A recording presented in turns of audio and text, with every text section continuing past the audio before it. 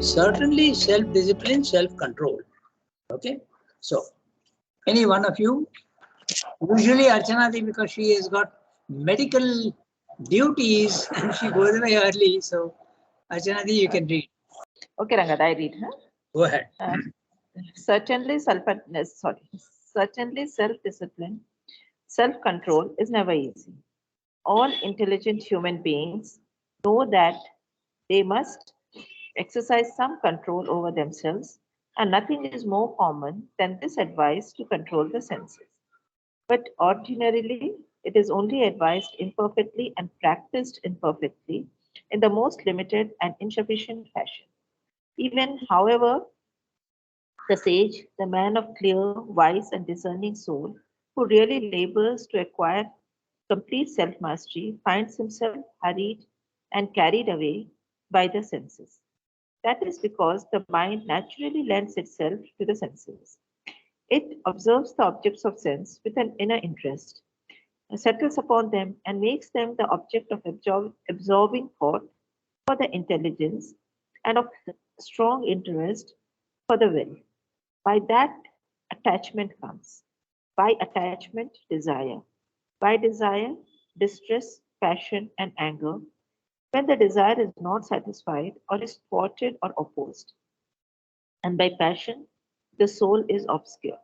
The intelligence and will forget to see and be seated in the calm, observing soul.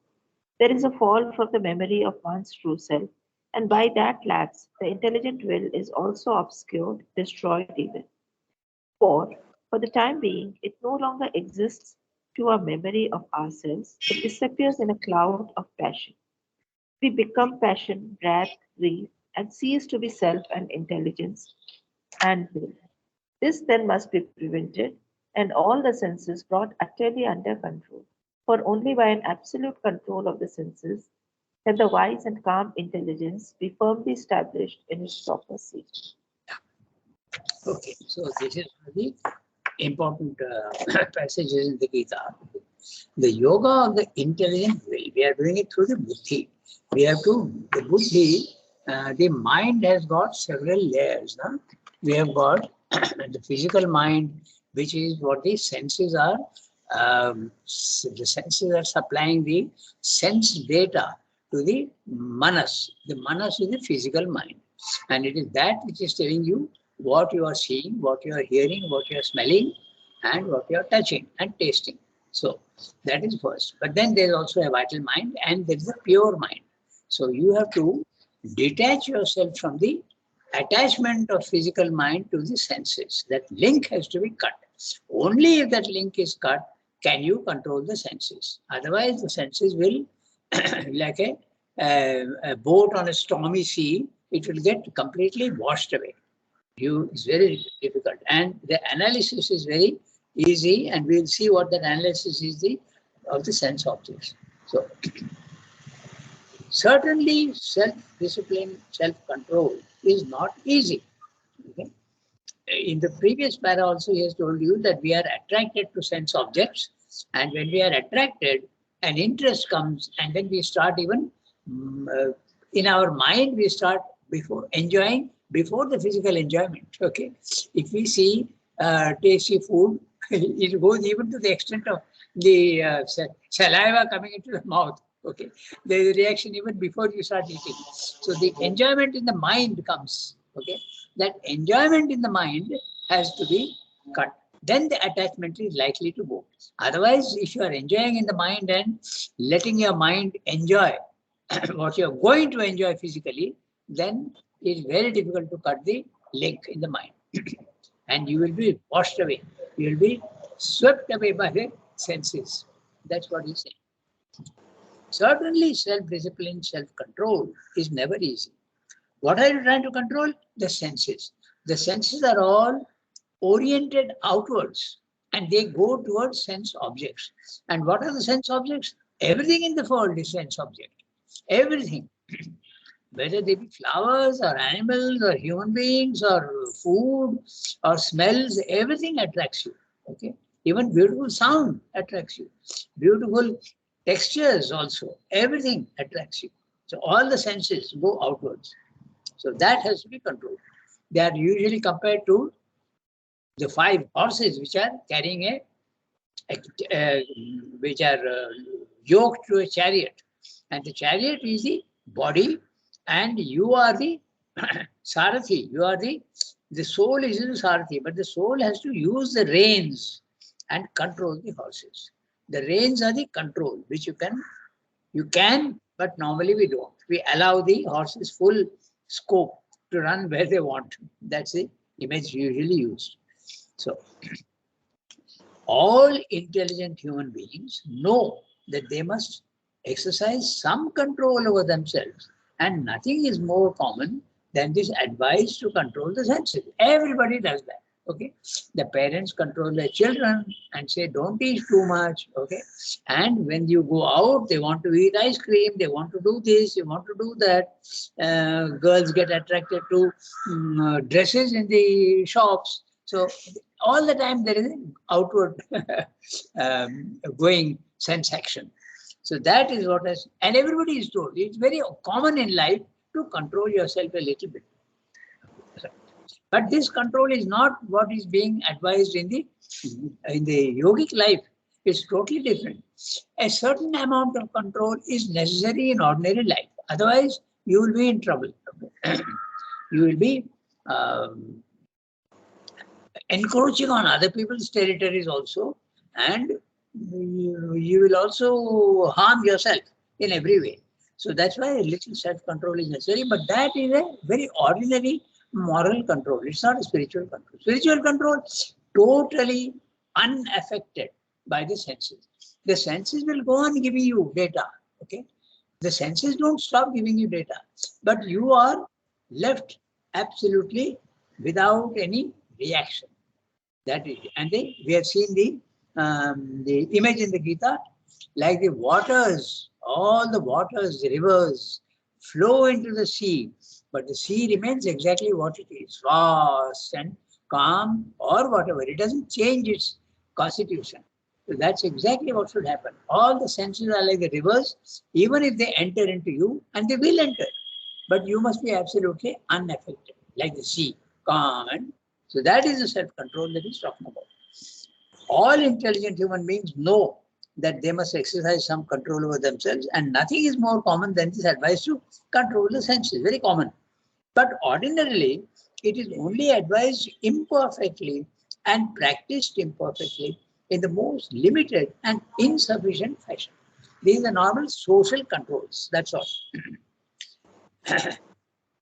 Even, however, the sage, the man of clear, wise, and discerning soul, who really labors to acquire complete self-mastery, finds himself hurried and carried away by the senses.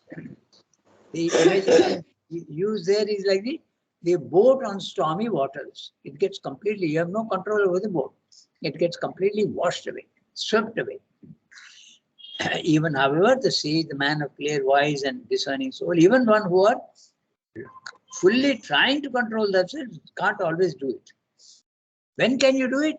When your soul or your consciousness goes out and loses its identification with body, mind, life, that the link is cut. Mind you, the body, mind, life in the lower level continues its old habits.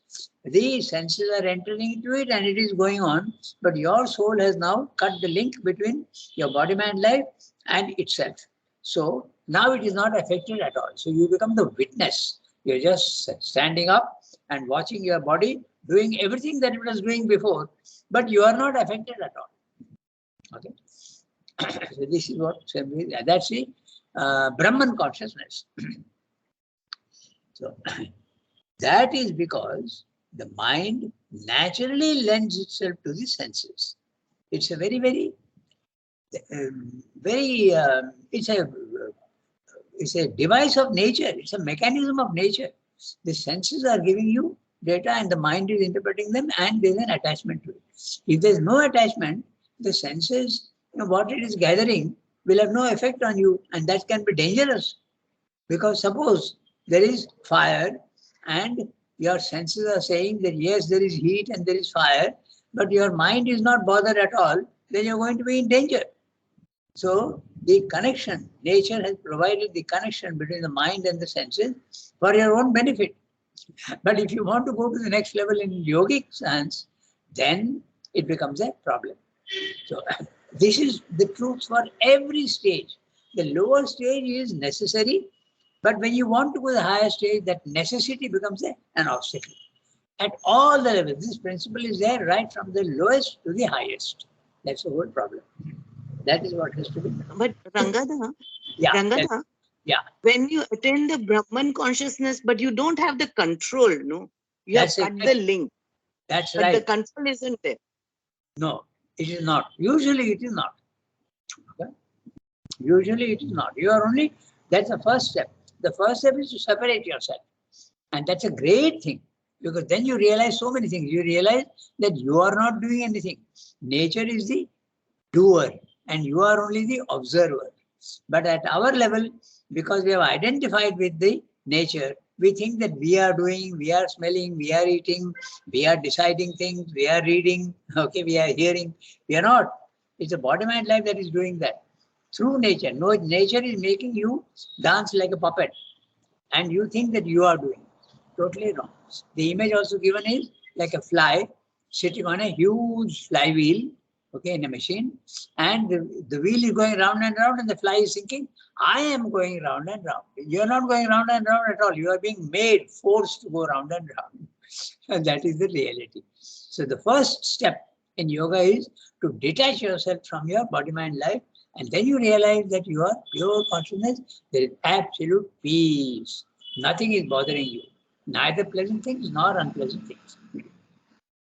There is another level when you go even higher up, then everything becomes enjoyable. There is no unpleasantness anywhere at all. That's in the third level. You become, everything starts becoming enjoyable. If you, like me, I hate Kerala's, I don't like bitter at all. But at that time, you will enjoy everything that comes in. Everything is enjoyable. That's the third level. Okay, we come back to our text. That is because the mind naturally lends itself to the senses. It observes. So you can see that it's a natural, it's nature that does that. And it's very necessary, because if you don't do that, if nature does not connect your mind with your senses, you are in trouble. Okay. Very easy to understand that, because suppose a tiger is coming, running, jumping at you, and your senses are perceiving that there is danger, but the mind is not reacting because there is no connection between them. So you won't take defensive action. So that is why it is so dangerous. So nature provides the connection. But you want to go to the next step, nature's blessings on you has become an obstacle. This is true at every level. Na? So this is because that we have read. This is because the mind naturally lends itself to the senses. It observes. It is the mind. It observes the objects of sense with an inner interest. I know that this is very psychologically very interesting, very important. When we are looking at, say, I'm giving easy examples. When we look at some very attractive food, then you start enjoying it first in the mind, okay? You're imagining what the sense will be, you are mulling it over, okay? So this is the inner interest. Note the word inner interest, very interesting. It's not the outer interest. The outer supplies the data and you are enjoying first psychologically. Settles upon them. Then the senses, the inner interest is there, then the inner interest settles upon them and makes them the object of absorbing thought for the intelligence and of strong interest for the will. This is the process. That's what happens. When your senses are looking at something which is attractive or repulsive, the action is the same. So it supplies the data to the mind, the mind starts enjoying it already and then makes the connection physical. Okay. Settles upon them and makes them the object of absorbing thought. Absorbing thought. You become absolutely enamored of what you're seeing. In certain degree, sometimes it can be a very strong attachment, sometimes it can be a very mild one. Okay.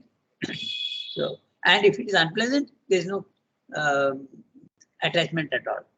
There's rather repulsion, and repulsion and attraction are the same. both are making you slaves. That's the interesting part. Don't think that non-attraction is something good. It is not. Both are the same. By that attachment comes, by attachment, desire. Sorry. By that attachment comes, by attachment, desire, by desire, distress, passion, and anger. And when the desire is not satisfied or is thwarted or opposed, and by passion, the soul is obscured. The intelligence and will forget to see and be seated in the calm, observing soul. There is a fall from the memory of one's true self. And by that lapse, the intelligent will is also obscured, destroyed even. For a time being, it no longer exists to our memory of ourselves, the soul. It disappears in a cloud of passion. We become passion, wrath, grief. The word wrath, you can say wrath, and Archana read wrath, that also is allowed. Okay. There are many people who pronounce that in that way. Grief, and cease to be self and intelligence and will. So you are completely, the will, all these things disappear. You become absolutely a slave to your desires. This then must be prevented and all the senses brought utterly under control. For only by an absolute control of the senses can the wise and calm intelligence be firmly established in its proper seat. I will now go back to the words used in the Gita, okay? And it's a very interesting analysis how it happens. So this is that one, no, Rangada? Pardon? Krodhat bhavati sammoha, sammohat smriti. Yeah, exactly. Yeah, that's right. You are right. Dhyayato vishayan. Dhyayatah vishayan. Dhyayatah, thinking about them. Vishayan, the sense objects. That's a verse. Then, when you are thinking of the sense objects, sangha, attachment forms. So there's given that, of course, in English, but I am going back to the Sanskrit terms. Sangha, attachment forms. And with attachment comes desire, kama, and then the result is either satisfaction or dissatisfaction. And if there is dissatisfaction, then there is krodha, there is anger because you are not getting what you want. And when anger is there, it's a disturbance in the being. And when there is a disturbance, like a storm, nothing is transparent. Okay, so it becomes your some moha, complete moha is delusion. You get deluded. There's no clear thinking at all. And with the delusion, you forget your real being. Okay. Now, this is very interesting. It's not that this happens every time. What this analysis is the universal analysis. This is the applicable at all times to everyone. It's not a single event. This is what you can get confused with. It's not a single event. The analysis given in the Gita is, this is what normally happens to man. And once it happens, it stays until you decide that you don't want to be a slave. Okay? So, smriti vibhrama.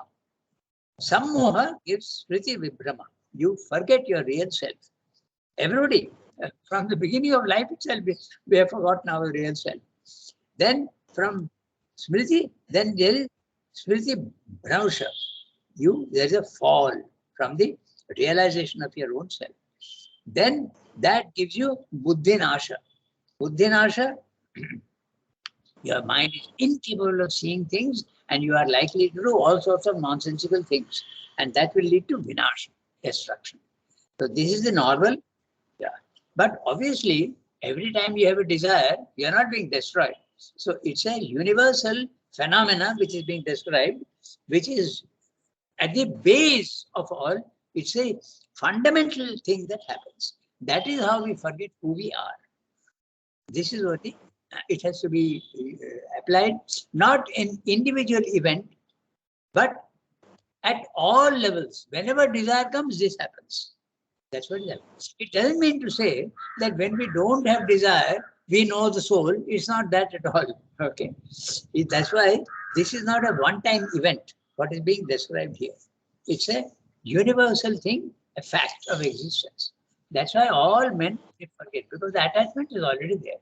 Even from past lives it is there. So this is a universal phenomena. It's a base. It's a psychological base for our ignorance. That's what is being said. Okay. So now we'll go to the next para. We have time. 8:12. So we'll read the next one. This cannot be done perfectly. What cannot be done? Cutting the link in the mind and getting rid of desire. Desires will continue in the body, mind, life.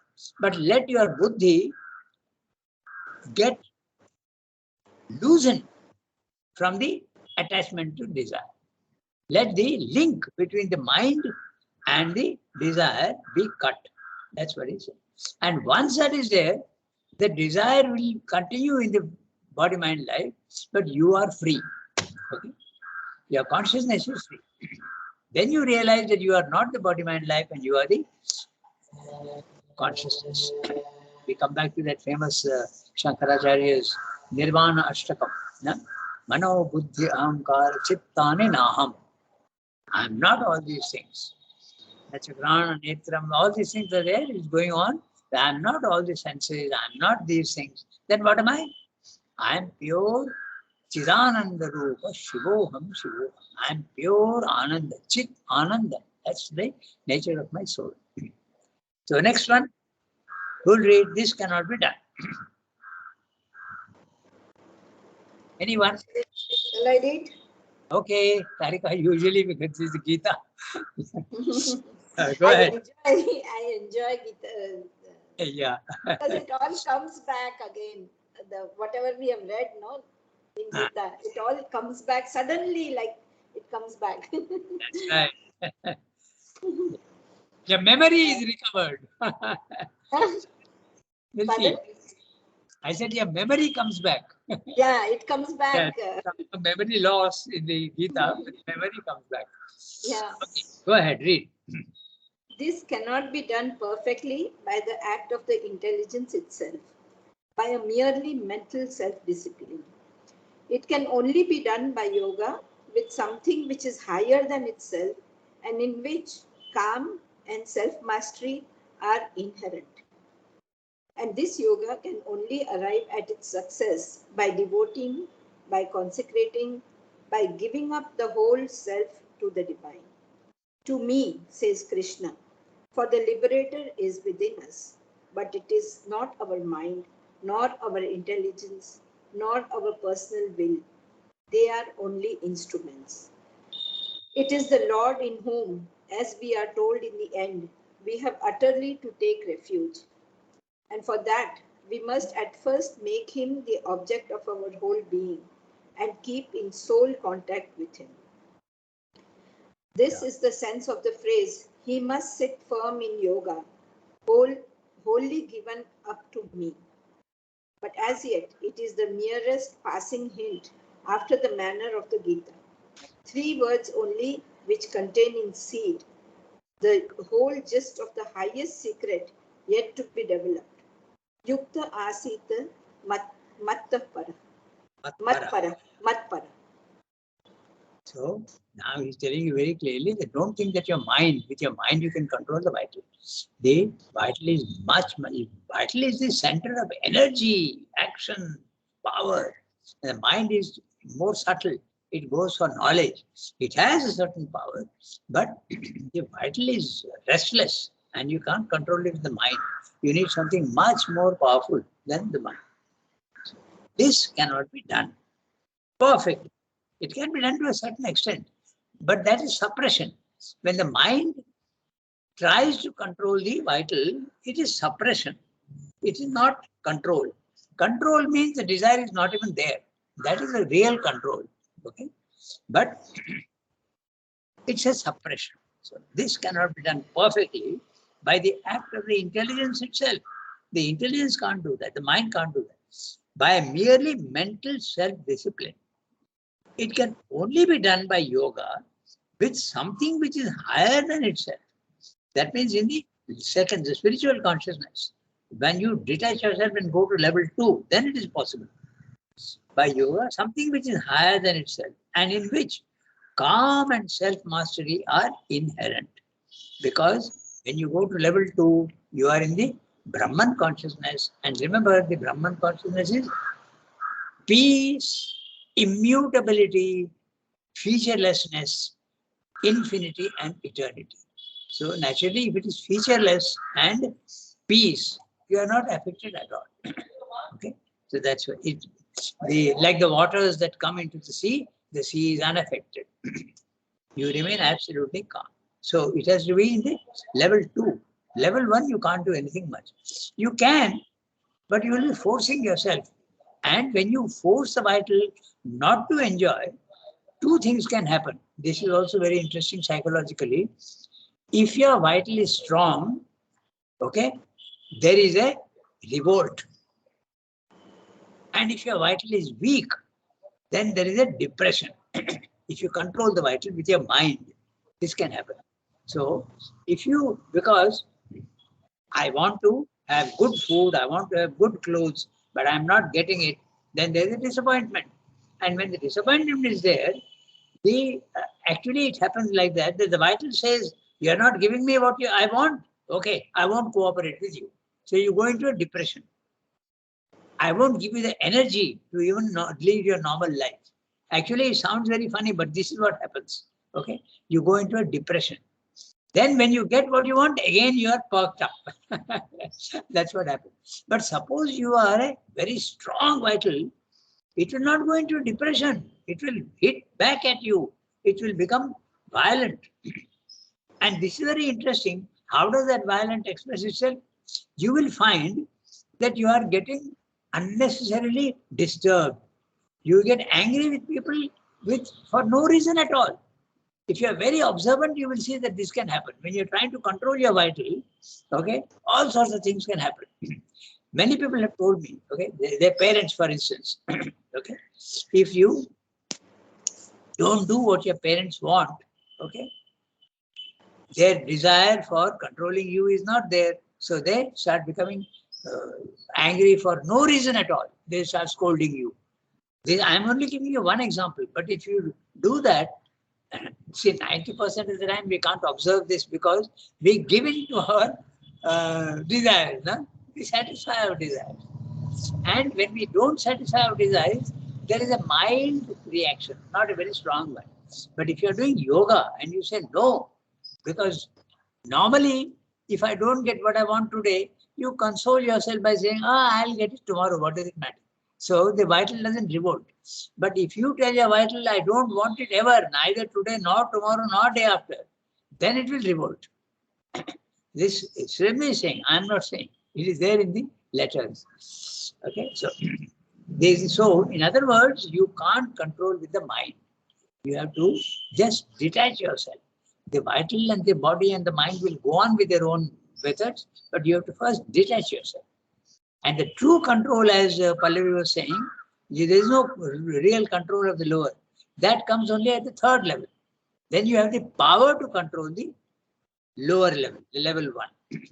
Only in the supramental, or actually even in the level 2 of the spiritual planes, the higher you go, the more you will be able to control, but not fully. The full control can come only at the level 3 supermind, the Purushottama level. Ranga, is it control or transformation? Yeah, that's right. You're right. Because actually the real control is you are making an effort to control. Now the word control suggests that you are making an effort. But at that time, there is no effort at all because you are at peace. If you are at peace, where is the question of effort? So the real control, these are words which you have brought up a very interesting question. The real control is when there is no necessity of control at all. You are left unaffected. But the control that we speak about of the lower level, eliminating desire and eliminating attachment and ego, that can come only from the higher level, the third level. That's right. So when we use words, sometimes they can mislead us. Okay, so and how is to be done? So, the Gita is saying, and this yoga can only arrive at its success by devoting, by consecrating, by giving up the whole self to the divine. Normally we can't do that very easily, but we go step by step. We offer our physical things to the divine. We can offer money, we can offer flowers, we can offer food. So many people used to do that, mothers do. But you can also give yourself, your thoughts, your emotions. That also is there. Finally, you can give your soul to the divine. There's a gradation of giving also. Okay, so this what the Gita is saying. This can only arrive at success by devoting, consecrating, giving up the whole self to the divine. To me, says Krishna, for liberator is within us. The soul is the liberator and the soul can liberate you. It is not our mind, not our intelligence, nor our personal will. They are only instruments. It is the Lord in whom we are told in the end we have to utterly take refuge. You remember that he's saying in the end because he's referring to that. Sarvani. Yeah, that's right. Sarva dharman parityaja mamekam sharanam braja. So that's the real liberator. Tva sarva papebhyo mokshayishyami ma sucham. That is it. I'll deliver you from all sin. Don't worry. Don't be depressed. It is the Lord in whom we are told in the end we have to utterly take refuge. To take refuge.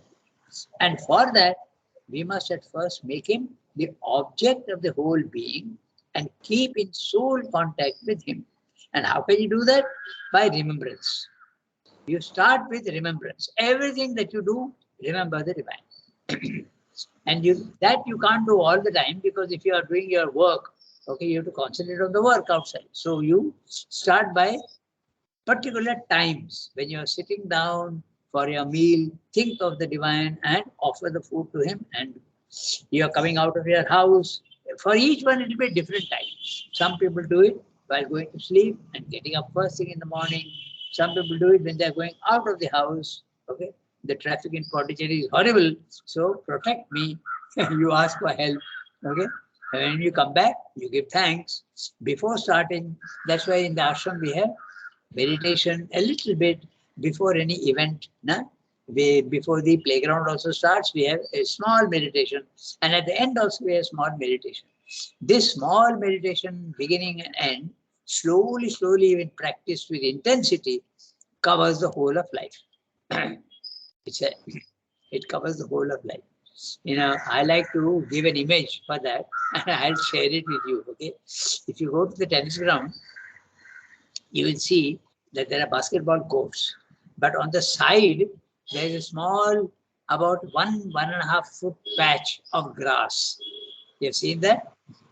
But that parapet is there where people walk and run, and there is a small, so that patch of grass is not there fully. Towards the south, it is not there. So one day they decided to put that patch of grass. And how do you do that? You don't put the grass entirely from top to bottom. Okay.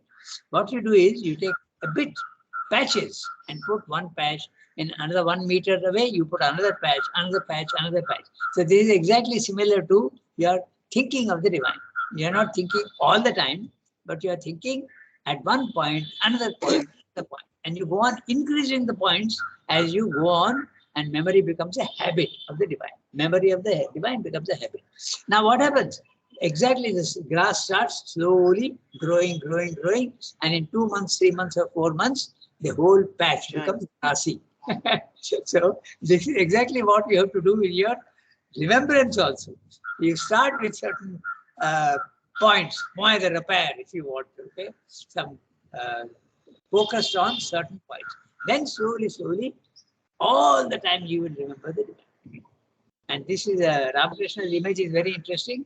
He says it's like a maid servant who is working in a house, okay? And she is washing clothes, she is cooking, she is cleaning the floor, she is doing all these things. But she has a 2-year-old child at home. She is forced to work, but her mind, at the background of her mind, all the time, her worry is there. What is my child doing? Is he safe or not? So at the background of your mind, in the background, there will be the remembrance. And you can bring it forward every time it is necessary, you can bring it forward. So the front of your mind is doing the work that you have to do. whether you are attending to a patient or whether you are doing your studies or whether you are even playing football. Okay, but finally it covers the whole thing. Whenever you want, you can easily bring because it is there in their background. That's what he's saying. And he was so. How is the Gita saying that? And for that, we must at first make him the object of our whole being and keep in soul contact with him. The soul contact can start only with remembrance. This is the sense of the phrase, he must sit firm in yoga, only given up to me. Okay? And the Gita, uh, but as yet it is the merest passing hint after the manner of the Gita, 3 words only, which contain in seed the whole gist of the highest secret yet to be developed. Yukta asita matpara. So yukta, joined, he should be sitting. Joined what? The individual soul is joined to the divine soul, maybe through memory only in the beginning. Asita, let him be seated. Asita, he should sit. Matpara, concentrated on me, inclined towards me. Matpara. Mat means me. Yeah, tell me. Yeah. Mat paraha is beyond me, no? It should mean beyond me. How does it? Paraha is beyond, no? No. Matra means inclined into me. Para means you are plunged into mat. Para usually has got many meanings, Tarika.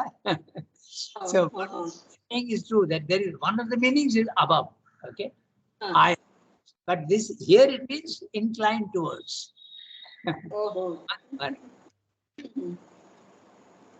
Okay. Yeah, because I was thinking why it is mat para, because beyond me, no, it is in me, no. In fact, the word mat, the para is used in so many ways. Okay? You can use the word for anything to which you are attached. Okay. You can check the dictionary, you will find that. Para means inclined towards, attached to, plunged in, concentrated on. That's what it means. Okay.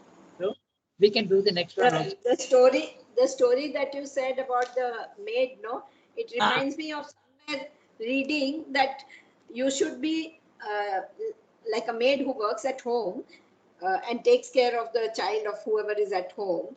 You should love like a maid who is doing everything but not attached. When she is leaving the work and going away, then there is no attachment.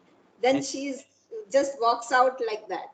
But that's right. And if you are not attached, even the work will be perfect. Sometimes you will feel that if I'm not taking interest in the work, my work will be imperfect. But that's not true. When you are concentrated in the divine, your work is bound to be better than what it is otherwise. That's the funny part. Okay, so let's read the next one. If this is done, we have got 5 minutes. I can read it. Go ahead. Go ahead, Gita. Before I read, here it is already translated. Matpara is wholly given up to me. That's right. Exactly. Yukta asita is sit firm, to sit firm in yoga, and Matpara is to be wholly given up to me. Yukta asita. Asita is imperative that he should be. He should. You must sit firm in yoga. That's right. Let him be also, you can translate like that. The imperative tense in Sanskrit is let it be. It should be or let it also. It can be in both ways. Okay, read para. If this is done, then it becomes possible to move among the objects of sense, in contact with them, acting on them, but with the senses entirely under the control of the subjective self, not at the mercy of the objects and their contacts and reactions. And that self again obedient to the highest self, the Purusha. Then free from reactions, senses will be delivered from the affections of liking and disliking, escape the duality of positive and negative desire, and calm, peace, clearness, happy tranquility, Atma Prasada, will settle upon the man. That clear tranquility is the source of the soul's felicity All grief begins to lose its power of touching the tranquil soul. The intelligence is rapidly established in the peace of the self. Suffering is destroyed. It is this calm, desireless, reflex fixity of the buddhi in self poise and self knowledge to which the Gita gives the name of samadhi. Samadhi, it's interesting because you have two types of samadhi, but in the Gita, the samadhi is a waking samadhi, whereas in the normal Raja Yoga system, the samadhi is a trance. You lose consciousness of the physical world and you enter into higher worlds, but fully. It's not a sleep. It is a full remembrance. So you're fully conscious and you enter, but you're not conscious of the physical world. But the samadhi in the Gita, that's why I said they're taking the trouble of saying, to which the Gita gives the name of samadhi, that is the waking consciousness, waking self. You are fully aware of the physical world and you are even acting and everything, but your consciousness is seated above. Okay? Kutasa is seated on the summit. That's the phrase used in the Gita. Okay, so we have only 2 minutes. So, Sunki, good morning. What happened? You came late today. I'm sorry, I made my coffee and I just missed the time. I'm so sorry. No problem. So, we started. We took up your function. We recorded. Thank you. Thank you for recording. Okay. Au revoir, everybody. Have a nice day. Thank you, Rangada. Rangada, merci. Thank you, Rangada.